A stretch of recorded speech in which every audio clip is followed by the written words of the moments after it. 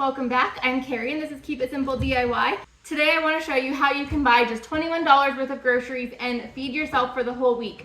Now I have the items out here that I'm going to be using to show you a dinner that we can make from these items. I didn't actually go purchase the items that I'm referencing today, but I did go into my Target app and put every single item in the cart to see exactly how much it was and make sure that we came in under $21. So I've included breakfasts, lunch, dinners, and a little bit of snacks along the way.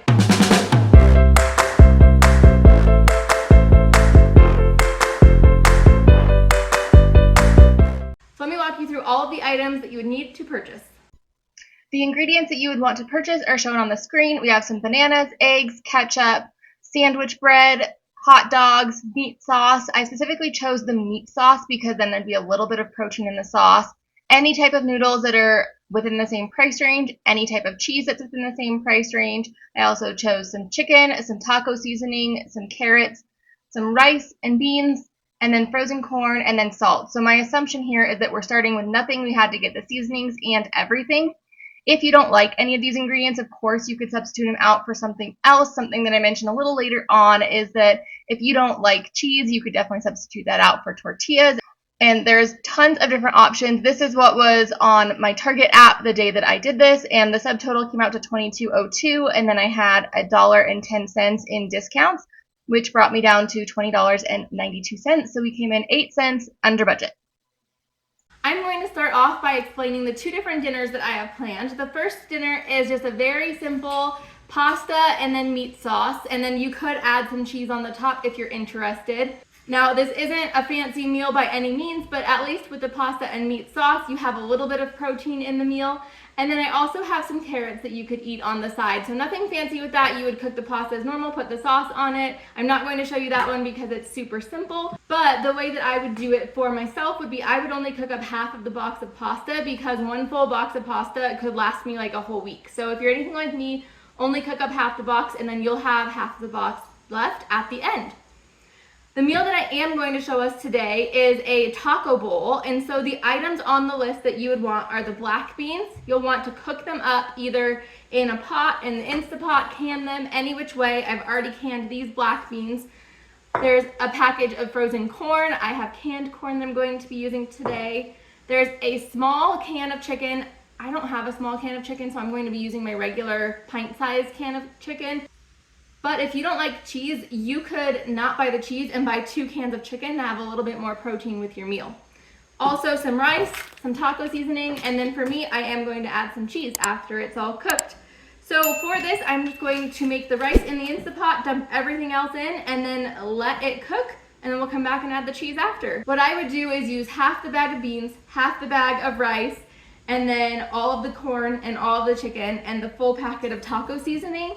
That's how I would make this, and then you would have left over the half bag of beans, half bag of rice, and then we already had half a bag of pasta left over, and then some other items on there that I had that were more condiments with salt and ketchup. So what I was doing when I made this list is I was assuming that there's no food in the house whatsoever.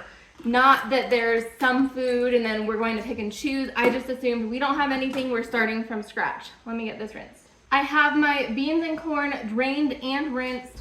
I'm just going to dump it in.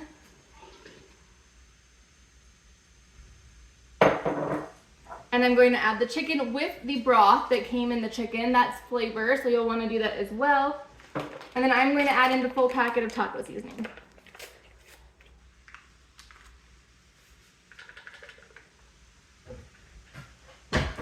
I'm just going to mix this up so that the taco seasoning is mixed into everything. And then I just need to start it up. I'm gonna put it on the rice setting and hit start because there's rice in there. So I know this is only 2 meals for a full week, but there are a lot of portions in these meals. I usually actually only cook 1 or 2 meals a week, and then my husband and I eat freezer meals occasionally. My husband doesn't always eat at home because he works in a restaurant, and so a lot of times it is just me that's eating. So this is pretty typical of what I would do. Is I would just make a bigger batch of things and then I would eat off of it throughout the week. And then if I don't finish all of it, I put it in the freezer. So I estimate that for me, each of the dinners would be about 5 or 6 meals. It might be only 4 meals for somebody else. I don't seem to eat a ton. But 4 to 5 meals means I'm going to have quite a bit of leftovers. And in this, I didn't actually put a half a bag of rice and a half a bag of beans. That would be about double the amount that I put in here. And this will still be quite a bit of meals for me. So with that, you could put full meals in the freezer. You could also, if you happen to have flour on hand, you could make up some burritos and put them in the freezer. You could also, if you're making this meal towards the end of the week, you could buy tortilla shells the next week. But let's backtrack now. Now that we've talked about the 2 different dinners that we could make, let's talk about the sides and then the lunches and then the breakfasts. The main side that I got was carrots. That was something that didn't necessarily go in any of these meals. It was just to add a veggie here and there. And so with the spaghetti, that would go with that. You could shred it and put it in with the sauce. That's possible too, or you could just eat them on the side raw or cook them any which way you want to if you have the items to cook them with. But for lunch, okay, lunch is not very glam. For lunch I had hot dogs and bread and then ketchup. I love ketchup. I actually really like hot dogs, and so for me that wasn't something crazy to have hot dogs for lunch multiple times. I also thought you could have leftovers of the dinners for lunch. You could also do grilled cheese, and if you don't happen to have butter or oil, something I've done in the past is I've toasted my bread, put some cheese on it, and stuck it in the microwave for a few seconds. Close enough. And then back down to breakfast, the items purchased were bananas, eggs, and then the bread. And so I was thinking breakfast, some of my favorite breakfasts, of course banana you could eat anytime you want for a snack, anything. But toast with eggs and ketchup is one of my favorite things. And so either eggs over medium, scrambled eggs, or you could do a boiled egg, and you could even use boiled egg as a snack. So the way that I worked this out is that throughout the week we would eat all of the bread, we would eat all of the eggs, we would eat all of the bananas, all of the vegetables. I will show you the meal when it comes out of the pressure cooker, but I hope this has given you some ideas for how even in today's economy when everything has inflated so high, we can still eat for $21 a week if we have to. And I actually didn't have a hard time finding items in under $21. And it did come in under $21 total because food doesn't have any tax. And with Target, I actually had $1 off because of using Target. The pressure just came down, so I'm going to add in some cheese.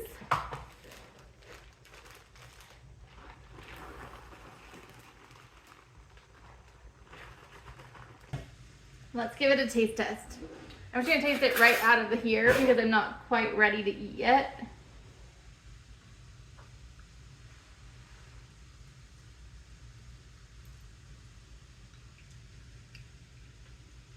Hot. That is good. It has a lot of flavor, but that flavor is pretty mild. If I were using more rice than I put in here, I would definitely put the packet of seasoning in after with just a little bit of water, like more of a sauce, or maybe put half in with the rice and then half not with the rice. That way it's on top of the rice instead of like soaked in. That'll give it a bit more of a like strong flavor. But this is a success. Even just with the 1 cup of beans and 1 cup of rice, looking at this, this would be, you know, easy 4 meals for me. So perfect. Let me show you it.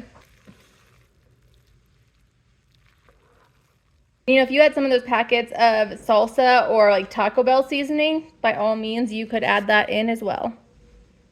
I took that filling and I added some Taco Bell packets that I had left over, and I actually put it into tortilla shells to make burritos, and I got 10 burritos out of just that little bit that we made there. So this would be like the equivalent of 10 lunches or 10 dinners. Fantastic. You can make your own tortillas or buy them from the store. If you like this video, please give it a thumbs up. If you're interested in this type of a video, let me know. I could expand on this and then go to like what we would do the next week with $21 with the amount of items that we had left from this week. And this is how you actually build your stockpile, is you start just with 1 week and we would have a couple items left over. Then next week we would buy a little bit more and we'd have even more items left over potentially, unless we bought something more expensive, which we could do. And you just little by little keep adding items to your stockpile, and then one day you'll have a stockpile that is like mine or even larger. If you're new here and you haven't yet, please subscribe. I would love to see you. If you haven't watched any of my other videos, please go check them out. I'll have 2 right at the end of this video, and I will see you next time. Bye-bye.